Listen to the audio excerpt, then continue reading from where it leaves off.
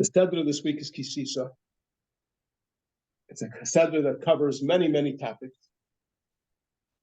One topic which features very prominently in the Sedra is the topic of the luchos, the tablets. The first tablets were given in this Sedra. First tablets were smashed in this Sedra. The second tablets were the instruction to prepare the second tablets, to carve them out, was given to Moshe Rabbeinu. Moshe Rabbeinu was told to bring them up to heaven.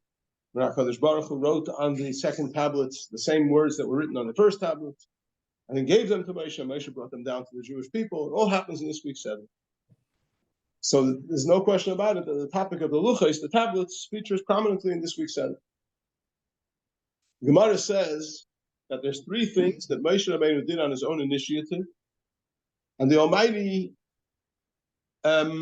ratified it. The Almighty agreed to him that it was well done. One of them is the breaking of the luchos. The breaking of the luchos was done on Moshe Rabbeinu's own initiative. He himself decided that he's going to break the luchos. He didn't ask anybody if he should or he shouldn't. And the Gemara explains why he came to the conclusion that that's the right thing to do. This is very simple. Moshe Rabbeinu said that when I was told the laws of the Korban Pesach, Paschal lamb, one of the laws I was told is Kol ben nechar lo yechal ben. Anyone who is estranged to Yiddishkeit, someone who serves idolatry, may not partake of the Korban Pesach. So I figured Korban Pesach is only one mitzvah. And we're told that anyone who serves idolatry, is involved in idol worship, cannot partake of the Korban Pesach. I'm holding in my hands the luchos that contain the entire Torah, not just one mitzvah. And the Jewish people have succumbed to idolatry. They're engaged in idol worship. They're dancing around the golden calf. So can I give it to them? I can't give them one mitzvah when they're engaged in idol worship. How can I give them the whole Torah? So he smashed them. The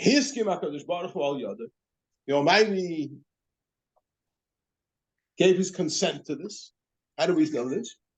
So there's a pasuk in this week's Sedra, further down, later in the Sedra, where it says that Hashem told Moshe Rabbeinu to go and carve out a new set of luchos, new set of tablets, like the first ones, which you broke, Asher Shibarta. So our sages say that the word Asher Shibarta means Yasher Koichach Asher Shibarta. Well done that you broke them. And Rashi in the Gemara says that the word Asher means Ishrei v'shivchei. He gave his stamp of approval to it, and he praised Moshe Rabbeinu for breaking the tablets. So the Eibishter told Moshe Rabbeinu that was a good move, it was well done. So we'd like to understand what is so praiseworthy about breaking the tablets. The simple answer is Moshe Rabbeinu was protecting the honor of Torah. He was holding something so precious, the tablets that contain the entire Torah, and he's about to give it to the Jewish people, and he sees the Jewish people worshiping idols. It would be a disgrace for the Torah if it was given over to an idol-worshipping nation.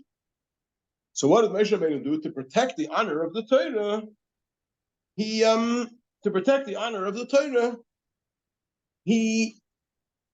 He broke them. It's a little bit hard to understand. If you want to protect the honor of the Torah, the only thing you can do is break the luchos. Perhaps the luchos could have not been given to the Jewish people. And perhaps they could have been concealed. Maybe they could have been buried underneath the mountain. As we find generally in Yiddishkeit, if you have something very holy and you don't have use for it, you put it in shemus. What do you do with shemus? You bury them. That's the way you respectfully dispose of something holy, is by burying them. So surely Moshe Rabbeinu could have, instead of smashing the luchos, which seems to be a little disrespectful to the luchos, he could have buried them. Or he could have placed them in a box, as later was done to the broken fragments of the luchos. They were placed in the aron. So it's hard to understand why, to protect the honor of Torah, was Moshe Rabbeinu's only option to break the luchos. And why is he being praised for breaking the luchos? There is another side to the story of the breaking of the luchos, as the Medrash says, and Rashi also speaks about this later in our Sedra, when he talks about why Moshe Rabbeinu was instructed to make a second set of luchos. But Rashi says, the Medrash says, that Moshe Rabbeinu, when he saw the Jewish people serving the golden calf, he got very frightened, because Matan Torah was like a marriage. Hashem and the Jewish people, the Jewish people entered into a covenant with Hashem. And the worshiping of idols is like being unfaithful in the marriage. And Moshe Rabbeinu was very concerned about the retribution, the results that would come out of such a terrible crime, such a terrible thing. So Moshe Rabbeinu said, the luchos are like the ksubah. They're the marriage contract between Hashem and the Jewish people. They're the evidence. So if you want to protect the Yidden, destroy the evidence. So the first thing he did was he smashed the luchos. There's no ksuba anymore. So when the Jewish people are tried for their crime, they will be tried as an unmarried woman rather than as a married woman. So he'll protect the Jewish people. So perhaps that's why HaKadosh Baruch Hu praised Moshe Rabbeinu for breaking the luchos, because it was quick thinking. Because Baruch Hu loves the Jewish people. He doesn't want that anything chas v'shalom negative should happen to them. So by protecting the Jewish people, that they should be, it should be that their sin should be viewed as a lesser sin rather than a more grave sin. He was protecting the Jewish people, and therefore HaKadosh Baruch Hu praised him for it. But first of all, the same question: why do you have to break them? You can conceal them. In addition to that, the Gemara says, Reish Lakish said, Bitula shel Torah zuhi yisoida. Sometimes the nullification of Torah is the foundation of Torah. So the breaking of the luchos was the nullification of Torah. Moshe Rabbeinu took the luchos, which represented the whole Torah, and he smashed them. And by doing so, he laid the foundations for Torah.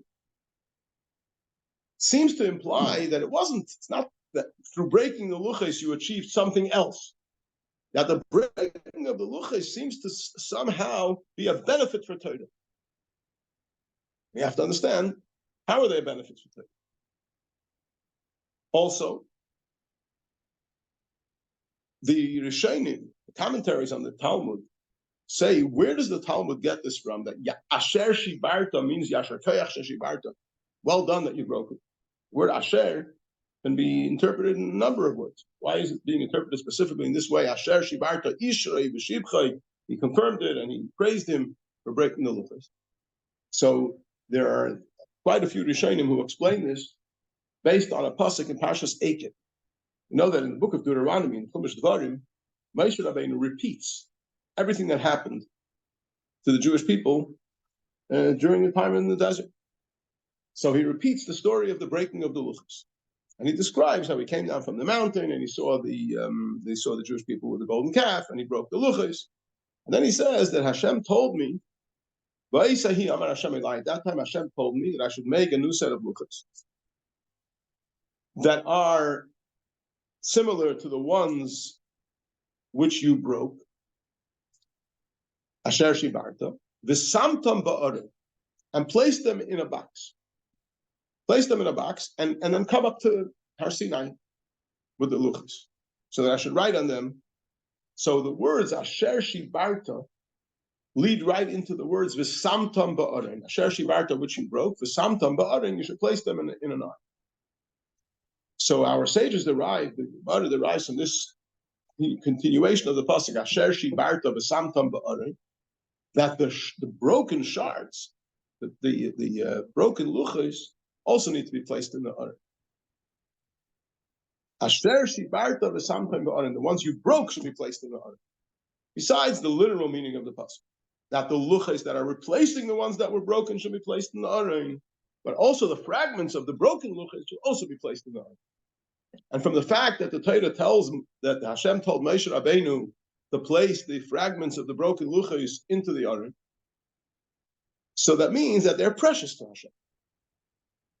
And from there, our sages derive that Asher Shibarta means Yasher Koichav Asher Shibarta. Well done that you broke them, because by breaking them, you created something which has a special preciousness to Hashem, and therefore Hashem instructed that those luchas should be placed in the ark. Those broken luchas should be placed in the ark. So all this seems to go in the direction that there is a benefit in the broken luchas themselves. Not just because they lead to something to protecting the Jewish people or protecting the Torah. There's something about the broken luchas which has a positive aspect to it, and Moshe Rabbeinu was being congratulated and encouraged and praised for breaking the luchas. And it's hard to understand. We would have preferred to have first luchas whole.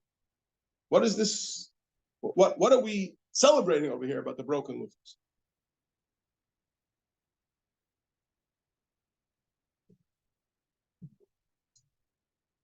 So it's interesting. When it comes to learning Torah, that the human mind should be able to grasp Hashem's wisdom in Torah. Torah is the wisdom and the will of Hashem. Hashem is infinite, and being that Hashem is infinite, His wisdom is infinite. The human mind is finite. So how is it possible for the human mind to grasp the infinite wisdom of Hashem? Now, of course, you're going to tell me that the Torah is the way godliness or the godly wisdom has been brought down to us, brought down to our level. It talks about physical things, but nevertheless, in whatever level it's been brought down, it is the wisdom of Hashem. So when I open up a Gemara and I study a case in the Gemara, what happens if this and this happens? This opinion says like this opinion says like this. What I'm studying is the wisdom of Hashem. And since Hashem is infinite and His wisdom is one with Him, by definition, that wisdom is infinite wisdom. How is it possible that the finite mind of a human being can grasp infinite wisdom?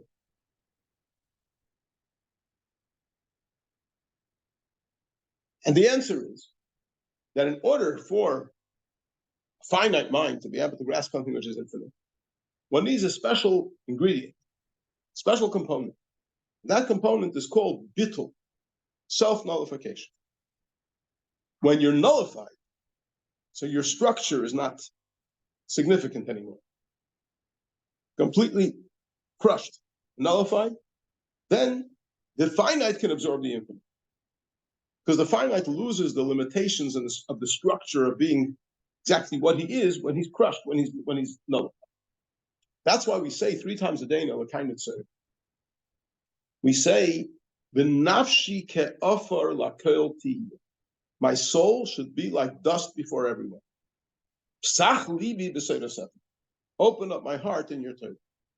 So in order for my heart to be opened up in your Torah, my heart, the mind should be able to absorb your infinite Torah, there's a prerequisite. And the prerequisite is v'nafshi ke'ofar lakol ti. And my soul should be like dust before everyone. In other words, self-nullification. And not just be nullified before Hashem. Hashem is incredibly great. I surrender to Hashem. No, nafshi ke'ofar lakol ti.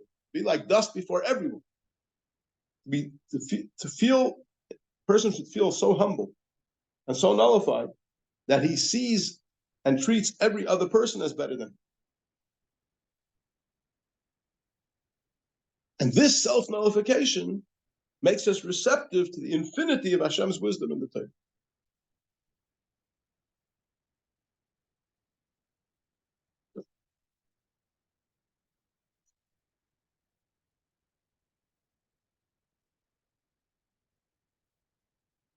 There's actually a very interesting medrash. The medrash says that Hashem said to Moshe Rabbeinu, "Al titztair, don't let the breaking of the luchos upset you. Because the first luchos, as a result of the breaking of the first luchos, you got the second luchos. And the second luchos have a great advantage over the first luchos. Now, of course, there's no question about it that the first luchos have a great advantage as well. The first luchos are the handiwork of Hashem Himself, and they had miraculous phenomena in them, which were much greater than the second luchos. But nevertheless, the Medrash says, Hashem said to Moshe Rabbeinu, don't let it upset you that you broke the luchos.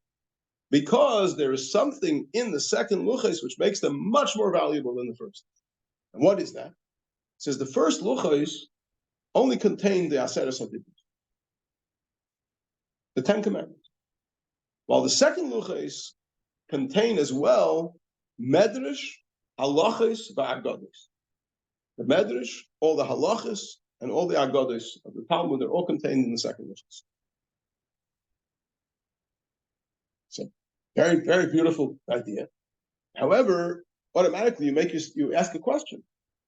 If Hashem wanted to give the Jewish people medrash, halachos, and agados, He could have given it to them in the first luchos.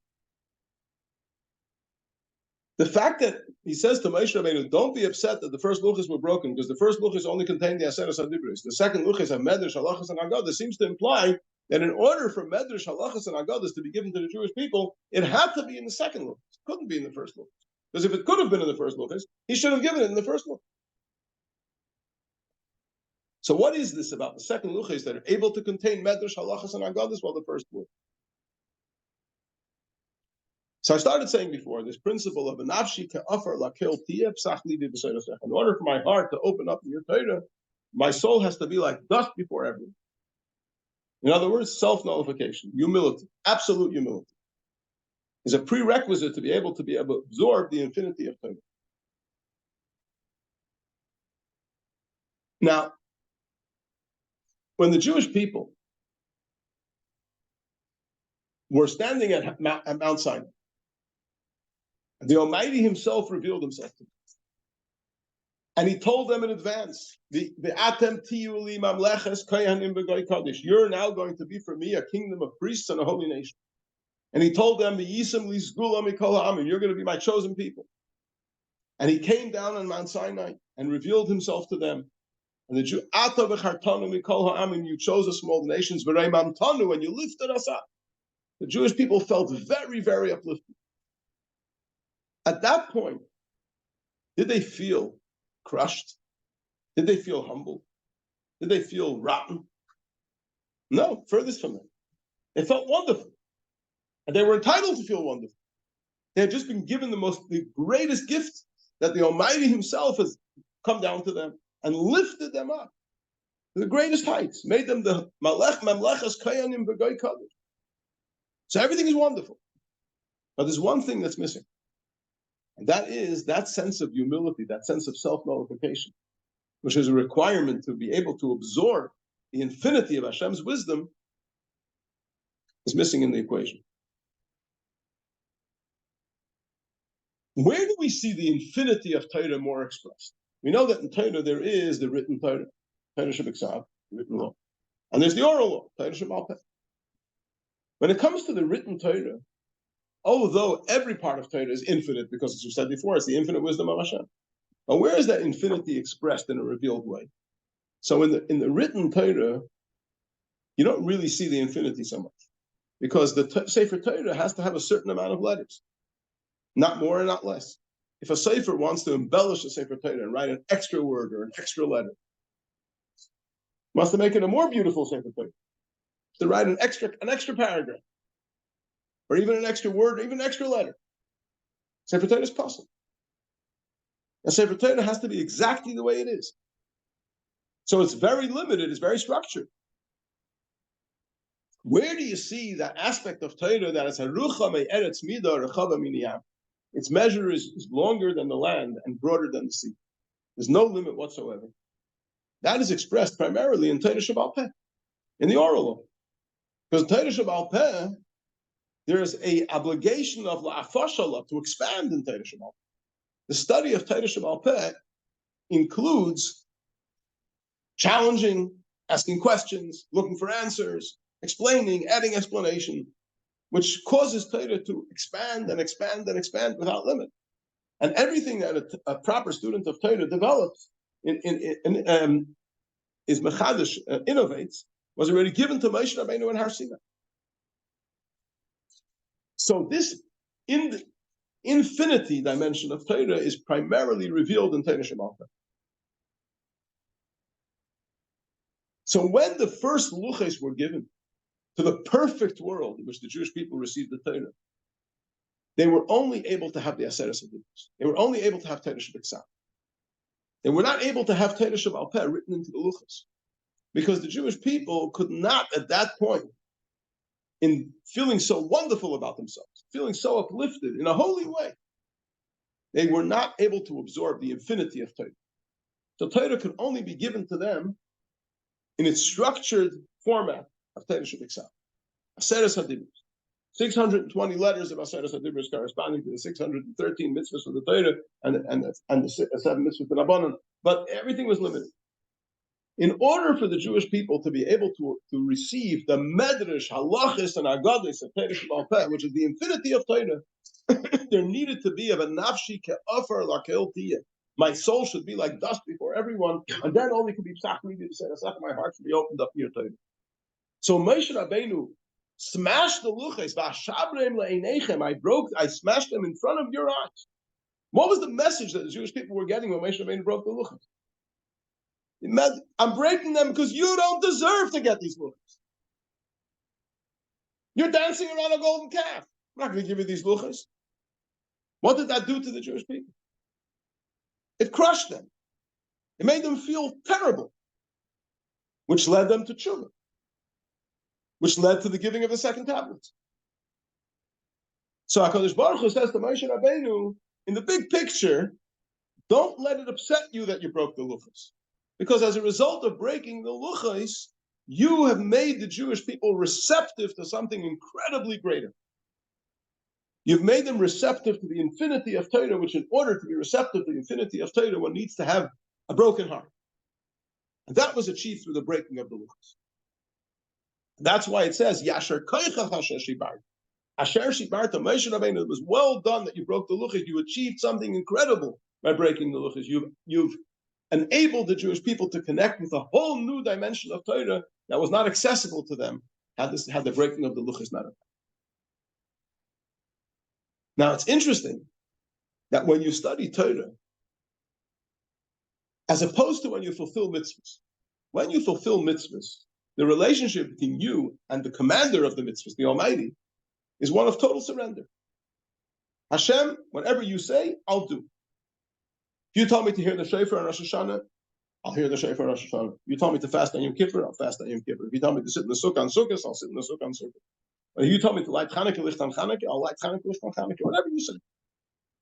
That's the relationship between the one who's fulfilling the commandments and the one who's giving the commandments.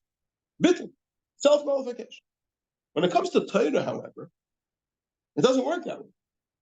If a person approaches Torah with bittul, I believe that every word in this book is holy, and therefore I just read it, I say the words, I accept everything it says. You come to a shiur, and you say, I'm sure that the whoever's giving the shiur is brilliant, and therefore I don't question anything, I just listen, and I accept everything, I don't even scrutinize in my mind, does it make sense, does it not make sense? Not called participating in a shiur? That's not called participating in a shiur. You're supposed to participate in a shiur with a mind. And you're supposed to say, I understand or I don't understand. I'm convinced or I'm not convinced. So learning of Torah requires being a metzius, being a somebody, a something, a somebody that has a mind, a somebody that has an understanding. And at the same time, we're saying that in order to learn Torah, you have to be nullified. So on one hand, you have to nullify yourself as a prerequisite to learning Torah, because it's the infinite wisdom of Hashem. How can you absorb the infinite wisdom of Hashem? The only way is by nullifying yourself. On the other hand, the exercise of learning Torah, studying Torah, understanding Torah, is an exercise that requires being a metzius, being a somebody. Or else you're not engaging in studying Torah, you're just being a robot.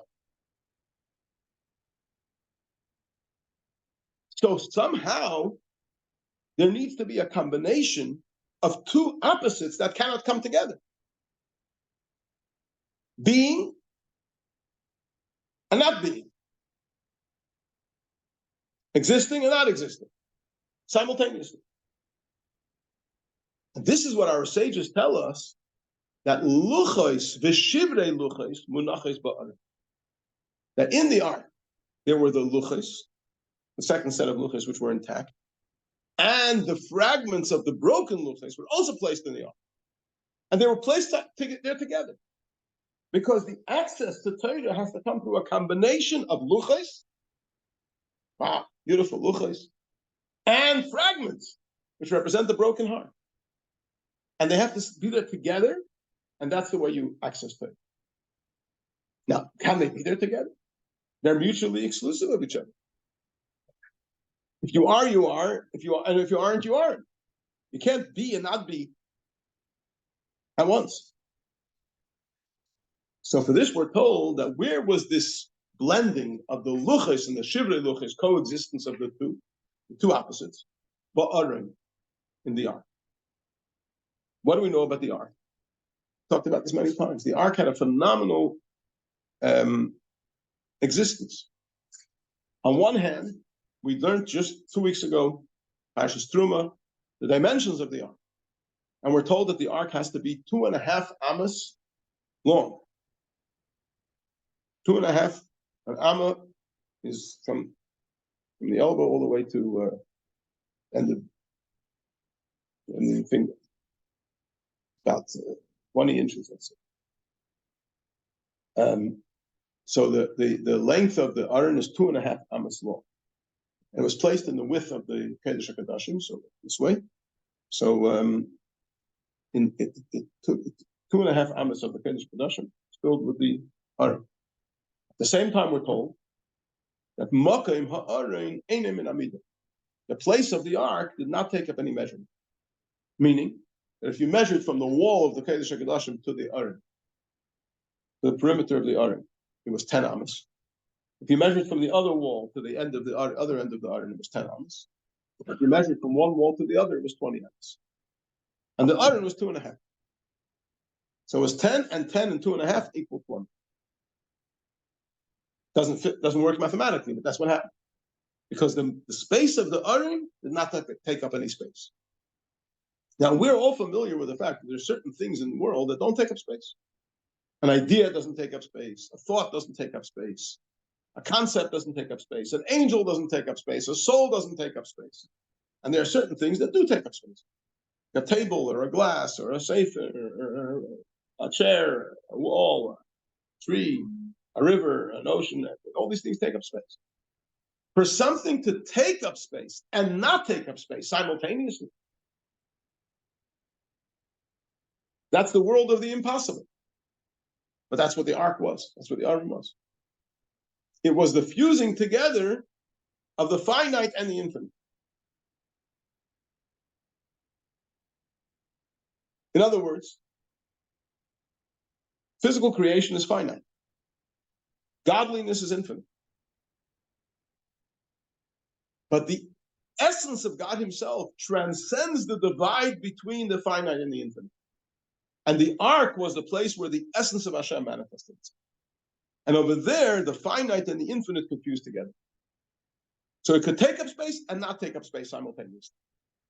So if you need to find the fusion of these two opposite expressions, the brokenness, self-nullification, and at the same time, having an opinion, being a someone that can understand, figure out, question, and challenge,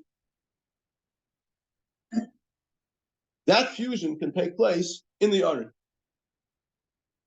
So the broken luchos, which represented the menafshi ka'afar la'ke'opiyah, and the whole luchos, which represented mitzias. I'm here, I'm listening, I'm thinking, I'm gonna work it out. The fusion of those two mutually exclusive phenomena came together in the aron. Just like in the physical Beis Hamikdash, there was a physical aron. So in the Beis Hamikdash, the personal Beis Hamikdash that exists in every Jew, the pasuk says, "Make for me a sanctuary, and I will dwell in their midst." It doesn't say I will dwell in its midst; it says I will dwell in their midst, which our sages mean I'll dwell in the midst of every single Jew. Every single Jew is a sanctuary to Hashem. So in every single Jew, there's also an aron. And what's the aron? The aron is the yechida of the neshama. We spoke many times. The Medrash says that the neshama has 5 names: nefesh, ruach, neshama, chaya, yechida. Nefesh is the lowest level where we connect to Hashem through our actions. Ruach is connecting to Hashem through our emotions. Neshama is connecting to Hashem through our intellect. Chaya is connecting to Hashem through our super rational will. And Yechida is the connection to Hashem that comes from the essence of the Neshama straight to the essence of Hashem. And that is expressed through Mesiras Nefesh. That's the Yechidah Shabbanefesh. The Yechidah Shabbanefesh is the Arain within each and every one of us. And in the Yechidah Shabbanefesh, which is fuses with Yachid, with the Almighty Himself, there could be brokenness, self-nullification, bittul, and mitzias, existence, fused together as well.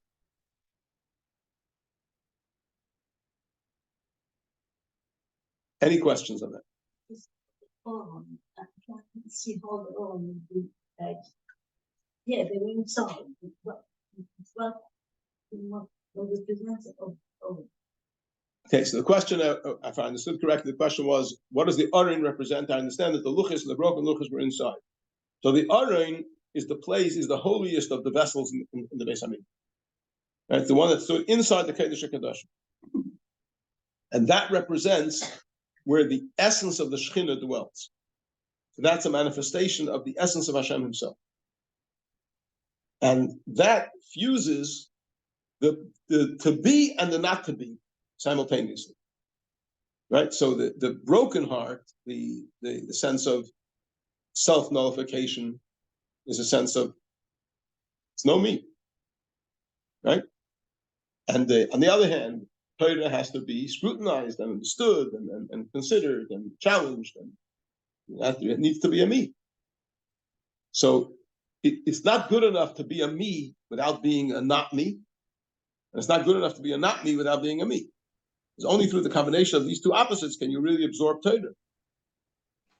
So therefore, you needed the shivrei luchos, the broken luchos, which represent the bittul, self-nullification, and the whole luchos, which represent mitzias, being, used together in the Aron.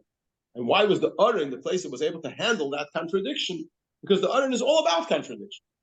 It takes up space and it doesn't take up space simultaneously. It has a measure and it doesn't have a measure, all at once.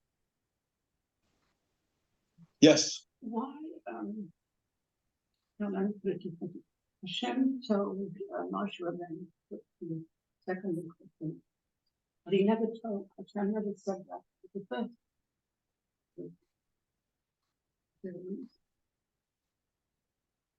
It's a good question. Question was, why was Moshe Rabbeinu told to put the second luchos in a box? And we don't see that it says that you should put the first luchos in a box. So simply, I would think the answer is, the first, Moshe Rabbeinu went up to the mountain the first time. Right after Mountain Torah, when Moshe Rabbeinu went up to the mountain the first time for 40 days and 40 nights, he didn't take anything up with him. He had a ticket that didn't have an allowance for baggage. He went up by himself. In heaven, he was given the luchos. They were the handiworks of Hashem Himself. The second luchos, Moshe Rabbeinu was instructed before he comes up to carve out a set of tablets and bring that are similar to the ones that I gave you, and bring them up with you, and I will write on them the same thing that was written on the first luchos. So it appears that when Moshe Rabbeinu came up with the luchos, he was told that the luchos he should come up with luchos and an aron. But the first luchos, he didn't bring up anything with him. So how could he be told to bring an aron? That's my guess. But when he brought the aron for the second set of luchos, he could have put the broken one in the aron. Eventually, the broken luchos were meant to be put into the aron. Whether they were meant to be put into the aron before he came up, I haven't come across that, so I'm not going to guess that. Just 1 minute, Mrs. Himes is asking something, and I'll take your question right after. Even if they were half mixes of Hasina, they were still on the 50. Very high mix.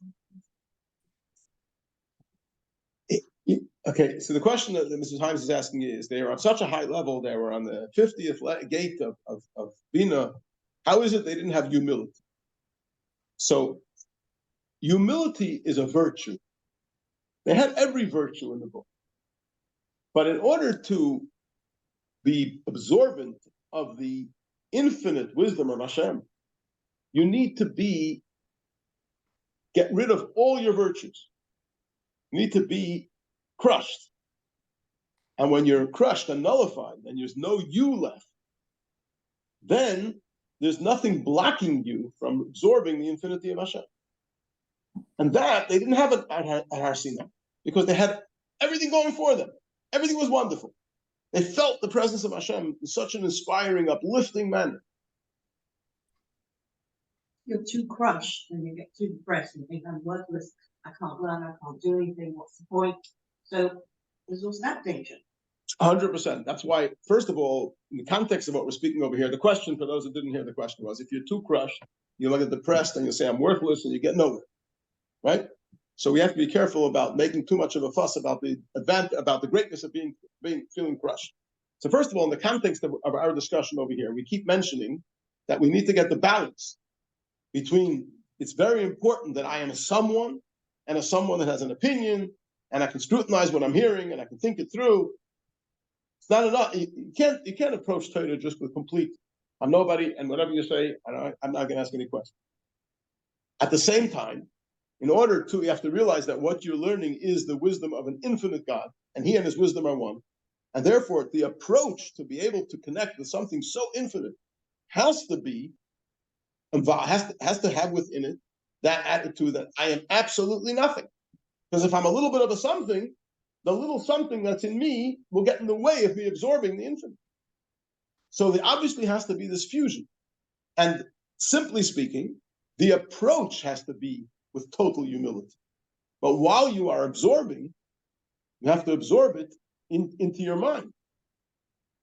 So I would say like this: what we are extremely privileged and extremely fortunate. Hashem has chosen us. He's lifted us up to the greatest heights. But we deserve none of it. Okay? One second. I think Mrs. Suffren was waiting to ask something. If I'm not mistaken, someone on the Zoom was waiting to ask something. What was the word you said just now? We deserve what? What was the word? I said we are extremely privileged. Yeah. Hashem has chosen us and has given us the greatest gift, but we deserve none of it. Oh, right. So it's not yeah, to but our credit that we're so privileged. It's a gift from Hashem. Because God made us. Yeah, God gave us. No, what I wanted to ask you was this. So we are like, if you like, we are like the Oren. So are you saying our Yechidah Shebenefesh is like the Oren? So we are like a Mishkan. The Mishkan has many, many parts to it. Okay. And our Neshama has many parts to it. The Oren is the Yechidah Shebeneshama, the essence of the connection between the Yid and Hashem, where there can be the fusion of opposites. So when you say the Yechidah of Neshama, it's all 5 parts of Neshama, or only part of it? Specifically the Yechidah, the Nefesh is a lower level of the Neshama. Ruach is higher than Nefesh, but still not the essence. And Neshama is higher than Ruach. Chai is higher than Neshama. But Yechidah is the essence. That's like the Oren. Okay. But the Yechidah is inside the person? When you say inside the person, that's a very we have to clarify what inside means. Inside meaning that it's been enclosed in the limitations of the person's experience. No, because only the levels of nefesh, ruach, neshama are enclosed in the limitations of the person's experience. Nefesh is enclosed primarily in the liver, and the ruach in the heart, and neshama in the brain. While chai and yechida are part of the essence, which transcend being enclosed in a contracted manner in a specific part of the person's experience. But nevertheless, the connection to Hashem that a person experiences, and that is the person, is through his connecting to Hashem through his will, which is super rational, and that's the chaya connection, and through Mesiras Nefesh, which is the yechida connection. Thank you. In other words, we're not supposed to feel worthless, but we're supposed to feel undeserving. Correct. Yeah. We have to focus on how we have to. Correct.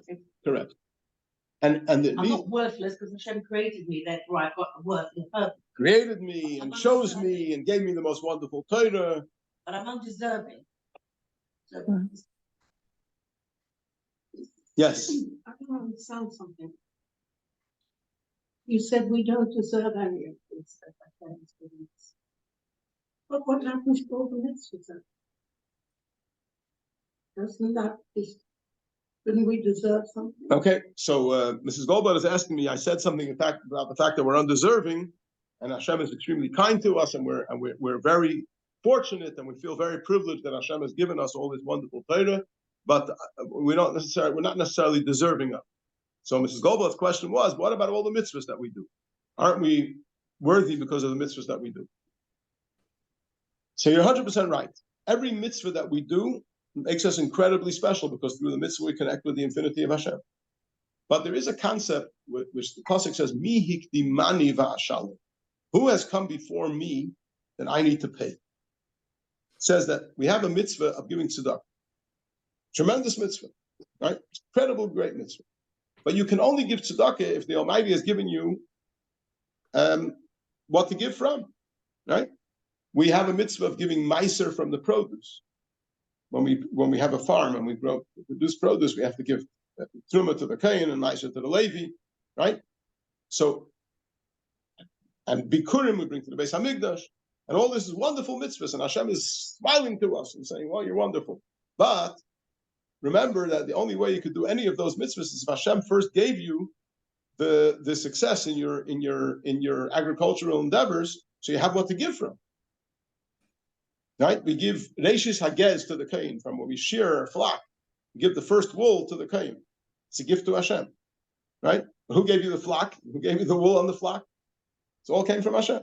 So we are incredibly fortunate that Hashem has given us such beautiful mitzvahs. And when we do the mitzvah, that's an incredible schus. There's no limit to how great the merit is. But we have to remember that we can only fulfill the mitzvahs. Hashem gave us the mitzvahs. Going back to the beginning, when Moshe came down, The luchas. surely he had to break because he comes face to face with the husband who are idol worshippers. They either don't see him or they see him as a continuation. So they won't, so if you bury it or do nothing, they just don't see it. They have to physically experience that Hashem isn't happy. They're doing something wrong because even we have to go. Okay, so the point is well taken. There's could be many ways of explaining why Moshe Rabbeinu broke the luchos and what the benefits of breaking the luchos are.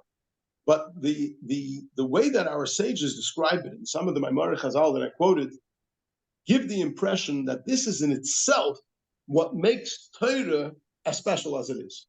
The breaking of the luchos, which appears superficially to be the nullification of Torah, is the foundation of Torah. So that gives something to the relationship that we have with Torah, which is a special dimension to it, which can only have come through the breaking of the luchos. And that's the point that I'm trying to make. Okay. We're going to move over to Tanya. Move on to Tanya. We're starting a new chapter today, Perek Nun Beis. 271, 272. Thank you very much. So it's 144 on the top of the page and 271, 272 on the bottom of the page. So just to remind everyone, 271, 272 on the numbers on the bottom of the page. And 144 on the number on top. So just to remind everyone what we're talking about over here, we're discussing since the beginning of chapter 51, we're talking about the concept of Shekhinah. What exactly does Shekhinah mean? The divine presence, we normally translate it. We say the divine presence rests in the Holy of Holies, or the divine presence rests in the place where Torah is studied, or the divine presence rests where there are 10 Jews. What is this divine presence? Isn't God everywhere? On the other hand, it's clearly the case that there are places that are holier than others. And we say, why is one place holier than the other? Because it's a greater manifestation of the divine presence. So what is this all about? What is this Shekhinah is all about? So we started explaining, we said we can understand this by first understanding a similar phenomenon in the human condition. And we said that when it comes to the human being, there's a body and a soul. Where is the soul?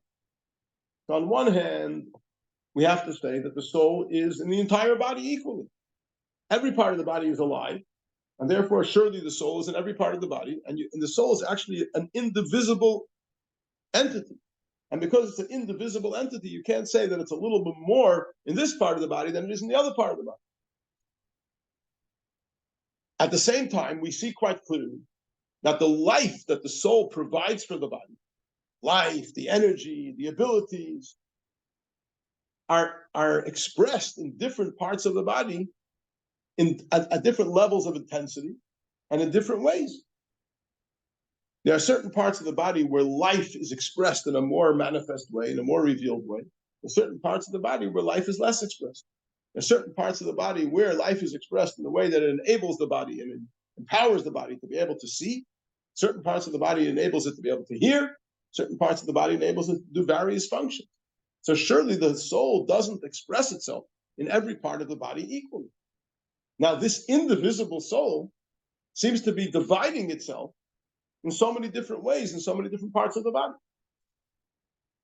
So what we basically explained in chapter 50, the first part of chapter 51, is that there's three levels.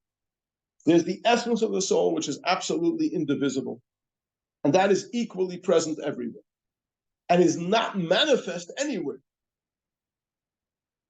because it's higher than manifestation, it's higher than revelation. It's an essence, and being an essence, it's beyond revelation. So it's as concealed in the brain as it is in the feet. It's just the essence of the soul. On the other hand, the manifestation of the soul and the revelation of the soul comes to each part of the body differently. Where is it coming from? So we explained that there is an in-between stage. And that in-between stage we refer to as the Mishkan HaNefesh, the indwelling of the soul, the presence of the soul, manifestation of the soul, which is some form of a unit or a predisposition of that aspect of the soul, where it's predisposed to giving off life, expressing itself, revealing itself, and energizing, vivifying. The essence of the soul is an indivisible entity which is beyond that. The source of revealed life is contained within the soul, but this is something that is lower than the soul itself, than the indivisible essence of the soul. This is an extension of the soul. And this extension of the soul, which we call the Mishkan HaNefesh, dwells in the brain. And that's why the brain is the place where we see the most revealed life force. Awareness, sensitivity, feeling, it's all happening in the brain. And from the brain, this Mishkan HaNefesh distributes life and energy to all the different parts of the body, to each part of the body in a contracted, limited way, in accordance with its capacity. So in total, you have three levels. You have the essence of the soul, which transcends revelation completely.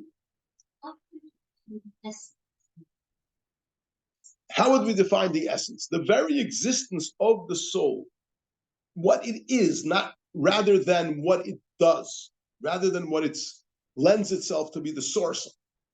Right? You before you become the source of something, you have to be. So the being of the soul itself, that is the soul, that is equally in the entire body. That's the life force. Once you use the word force, you're already implying that it's life forcefully presenting itself. Before you can forcefully present yourself, you first have to be. So the soul itself, the being of the soul, is an indivisible oneness, and that you cannot give it an address to say that it's more in the brain than in the toes. Right? On the other hand, the life and the energy that is coming from the soul is clearly present in each part of the body in accordance with the character of that part of the body. And it's different in one place than another. It's more contracted in the lower parts of the body and more expanded in the higher parts of the body. Now, where is that coming from? Is that coming from the essence of the soul itself? Does the essence of the soul contain within itself various compartments that are going a little bit here, a little bit there, a little bit there? So it says no. The essence of the soul is indivisible. But there is a certain unit that is contained within the soul, which is the source of all expression, manifestation, energizing, and vivifying coming from the soul. Yes. But this is true even when we talk about the Nefesh Habamis. There's also this three stages has to be the case. Because there is the soul, and then there's the effects of the soul. The effects of the soul in an individual, varied manner. And all those effects of the soul, which are individualized, varied manner to each part of the body, they all come from one source, which is not yet, at this stage, those variations haven't yet happened. There's only a potential for variation. Where does that potential for variation exist? It exists in the Mishkan HaNefesh, which dwells in the brain. So you have the essence of the soul is everywhere equally, and it doesn't express itself at all. You have the source of expression, which dwells in the brain, and from there extends itself into every part of the body. And then you have the extension that comes into every part of the body differently. That's the third level. Okay? And then we went on to say in the second part of chapter 51, we started working on the nimshal, how it is in the divine. So we said that Hashem himself cannot be, you can't give him an address. You can't say he's more here than there. Hashem himself is everywhere, equally. And he's totally concealed in the highest worlds as he is in the lowest worlds. Even the highest worlds don't have a grip, they don't have a grasp of Hashem himself. What differentiates the higher worlds from the lower worlds is not their grasp of Hashem's essence. No one has a grasp of Hashem's essence. Less machshava tfisa beklal, no thought can grasp him whatsoever. He's stimun the chol stimun. He's the concealed one of all the concealed ones, meaning all, even the higher worlds, which we relate to as the concealed worlds, because they're totally beyond our grasp. They're, from them Hashem is also concealed, just as he's concealed from us. Then there is the revelation of godliness, which comes down into each world in accordance, each world, each creation in accordance with the capacity of that world. And that is different in one world from another. In the lower worlds, it's in a more contracted manner, a more concealed manner. In the higher worlds, it's in a more revealed manner, in a more expressed manner. Different worlds. Realms of existence. You know, Kabbalah speaks of generalizes into four groups of worlds: Atzilus, Bria, Yetzira, and Asiyah. And each world is different from the other. There's more concealment of godliness in the lower worlds than there is in the higher world. We explained it in the previous chapter with a mushal of a light that comes down in various garments, and thicker garments that conceal the light more. So in the higher worlds, that light is more revealed. In the lower worlds, that light is more concealed. So in the world of Atzilus, for example, Hashem's presence is very manifest, very, very felt. So the beings of Atzilus don't really feel themselves. They just feel that they're an extension of Hashem. Well, as you come into the world of Bria, the beings begin to feel themselves a little bit more. You know, when you show this. So in the higher Gan Eden, there's a stronger awareness of Hashem's presence than there is in the lower Gan Eden. That's why it's a greater delight. Because the more you have an appreciation of Hashem's presence and understanding of Hashem's presence, the greater is the delight. So the higher worlds are worlds that are much more in touch with Hashem's presence. And the lower worlds are worlds in which Hashem's presence is more concealed. Okay? And the differentiation between one world and another comes through the fact that the divine light that shines into that world comes through greater concealment. Where is it all coming from? It's all coming from the source of all divine revelation. So that's not the essence of Hashem. The essence of Hashem is totally beyond the concept of revelation. There is an aspect that is the source of all divine revelation. Just like in the soul, there's an aspect of the soul which is the source of all life-giving. And from there, and that dwells in the brain, and from there it extends itself into every part of the body. Similarly, there is the Shekhinah, we're going to learn about, which is that unit from which all divine revelation is extended. And from there, it comes into all the worlds in accordance with their capacity, in accordance with their ability to receive it, and it comes in different levels of contraction and different levels of concealment in accordance with the specific recipient. So in the human condition, we have the brain, which is the place, the appropriate place, where the Mishkan HaNefesh dwells. What's the divine brain? Where is the brain, the heavenly brain, in which the Shekhinah dwells?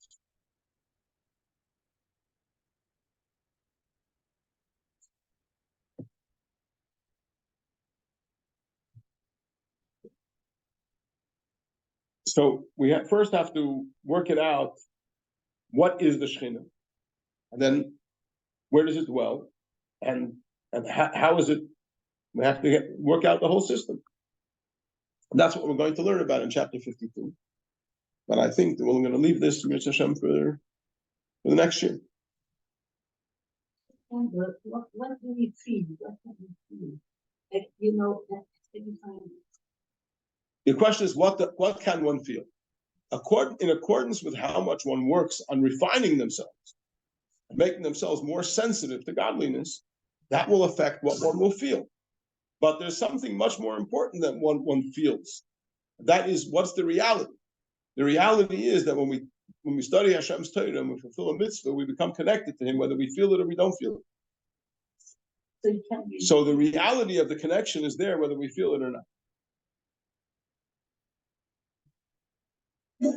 Feeling is a wonderful thing. In Gan Eden, the neshamas feel. Everything comes from Hashem. The feeling comes from a very contracted presence of Hashem's energy in the world, but the reality comes from the essence of Hashem. So when I do a mitzvah, I'm connected through that mitzvah to the essence of Hashem. That's a real connection. It's not dependent on how much I feel. Yes, very happy, satisfied. It is something. If a person does a mitzvah and they're very happy and satisfied, so there's two things. There's the doing of the mitzvah and the fact that they're very happy and satisfied. So the doing of the mitzvah is infinite. The fact that they're very happy and satisfied is a small ray of godliness that's coming down to them in a way that they could actually absorb.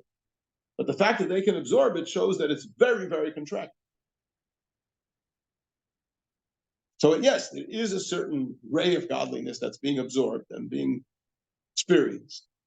But that is minuscule in comparison with the essence of the connection, which is with the essence of Hashem, which is by fulfilling the mitzvah the way it's required, al pi halacha, al pi the will of Hashem. It's really nothing comparing with what we accomplished. With nothing in comparison to what we accomplished. Nevertheless, the Almighty wants to have not only a dwelling place in this world, He wants to have a bright dwelling place in this world. And the brightness comes through the fact that there is some appreciation within us. When we do a mitzvah, we're not just doing it in a dry way. We're doing it with a chayus, with enthusiasm, with a passion. That obviously goes together with the feeling. So we can't ignore the feeling. Just that if you want to put it in perspective, the feeling is only secondary to the essence. Okay, I hope that's covered.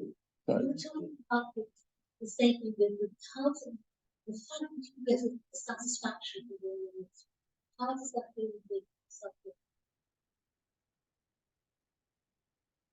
How do you balance? Okay, so I think coming back to what we said before, when we do a mitzvah, we should feel very privileged, extremely privileged. We say every day in davening, happy is the man who hearkens to your commandments. It's a great privilege to do Hashem's commandments.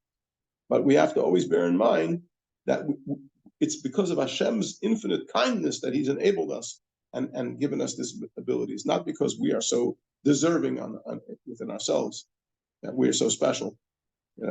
So there should be a sense of bittul, a sense of self-nullification, knowing that I'm not worthy because of any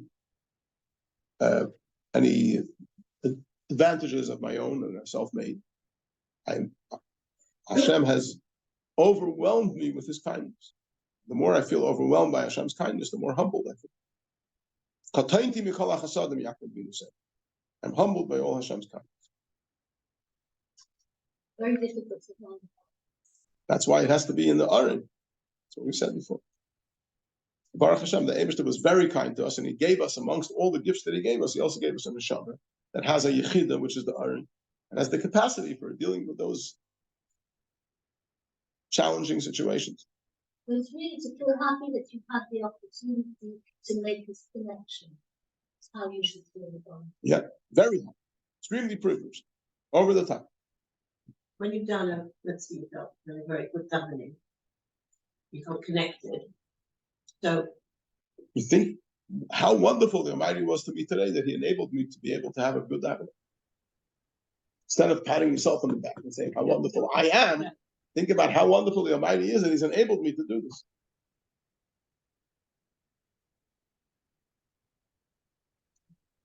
So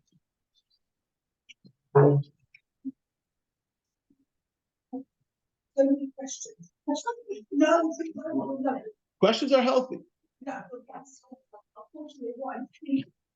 I'll give you an example. When we were Egypt, we lived there.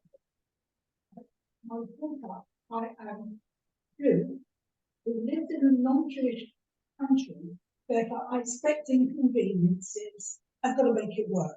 What I'm seeing now is I'm a Brit, and I have who happens to be Jewish, and therefore it's the other way round. And I have, I have great problems with Okay, so let me just repeat to the people that are listening on the Zoom what you said. The question was that you're saying when you grew up, the attitude was that we're Jews, we're living in a foreign country, and we're going to have, obviously there's going to be certain challenges, and we're going to have to just make it work. And now you see people that are first British and happen to be a Jew, and you're having a hard time dealing with that. What makes it worse is they also consider their job. I mean, Okay. Some godless mentality. Yeah. So first of all, let me say that I think you're very fortunate to have grown up with the attitude that your first identity is the fact that you're a Jew. That's great privilege. It's the way it's supposed to be. I also think that perhaps some of your evaluation of the way things are, there might be a difference between the way things were before Simchas Torah this year and the way things are after Simchas Torah. I think a lot of people have been jolted into a different perspective. You might agree or disagree, depends who you interact with. But I think there's a lot of people that have been jolted in this event of this Simchas Torah into seeing things from a different perspective, and that is the real person. In other words, sometimes you're living in a dream, and then you wake up and you realize that what reality is. And I think that there's been a big awakening, which is people deserve a lot of credit because they could have taken it the other way around. They could have said, if Hashem did such terrible things, we don't want any part in it. But we see across the globe, we see so many Yidden, thousands and thousands, hundreds of thousands, millions of Yidden in different ways that have taken been jolted in a very positive way into identifying in a completely different way. I think that perhaps similar to the two examples that you gave, there's taking it a step further in the right direction. In this year, we spend a lot of time talking about the concept of Ein Od Milvado, nothing else except Hashem. So as I think I've mentioned this a number of times, there's two ways to view our whole existence and the way it interacts with Yiddishkeit. One way to view it is first I exist, as a Jew, as a Brit, whatever it is. Yeah, and then Hashem comes and taps me on the shoulder and says, excuse me, I'd like to ask you a favor. Maybe you could start, maybe you could do Shabbos, maybe you could do Kashrus, maybe you can do Rosh Hashanah, Yom Kippur, Sukkot, whatever it is. Maybe you can start, give your children a good chinuch, maybe you could this, maybe you could that. Yeah, that's one way of looking at it. Another way of looking at it is, there's only Hashem and nothing. So what am I doing here? So the Mishnah says, Ani nivreisi l'shamash espeinu. I was created to serve my Maker. In other words, Hashem has a Torah, and He wants someone to study the Torah. So therefore, He created me and gave me a brain, so I should study the Torah. Hashem has mitzvahs, and He wants someone to fulfill the mitzvahs. And therefore, He created me, and He told me, I'm counting on you to fulfill the purpose of your existence, which is A, B, C, D. So then you get a whole different perspective. So who am I? I am the existence who is privileged to be here to fulfill my purpose, which is to serve Hashem. So that goes a lot further than whether I'm first a Jew and then a Brit, or first a Brit and then a Jew. I'm neither. There's only Hashem. And the whole reason that I exist is to fulfill the purpose which Hashem has in mind for me. So when I wake up in the morning, who has woken up this morning? The facilitator of Hashem's agenda.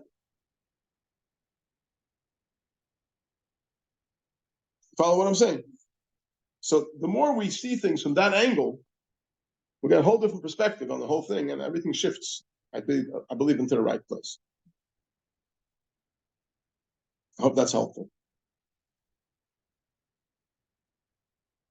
Okay, we're going to hold it over here. I wish everyone a very good day, very good week. Just going Thank to you very mention that next week, Wednesday, Mr. Hashem, I hope to have the Shiur regular as usual. And after that, I'm going to be away for 2 weeks. Mr. Hashem, for making chasana, our son Moshe is getting married. Gimel Adasheni. Thank you very much. Simchas by everyone. So we're going to be 2 Wednesdays. We're going to be out of Wednesday the chasana and the Wednesday. Thank you. You're very welcome. Thank you very much.